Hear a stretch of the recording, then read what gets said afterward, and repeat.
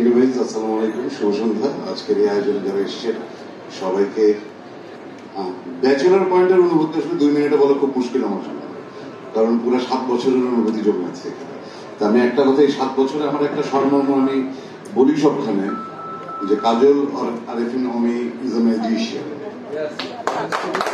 এটাই আমার অনুভূতি। কেন বলছি, আমরা 7 বছর আগে যখন ব্যাচেলার পয়েন্ট শুরু করেছিলাম, ধরে নেওয়া যায় যে সেটা একটা কাগজের নৌকায় ছোট্ট বৃষ্টির পানি পার করার একটা চেষ্টা ছিল।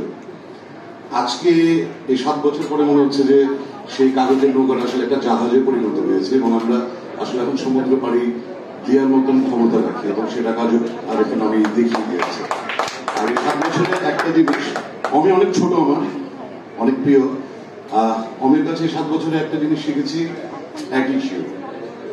কিভাবে আসলে ডিল করতে হয় একটা ইউনিটকে, এত বড় ইউনিটকে, এবং শুধুমাত্র এই কারণে আসলে ব্যাচেলার পয়েন্ট আজকে এত বড় জায়গায় যেতে পারছে।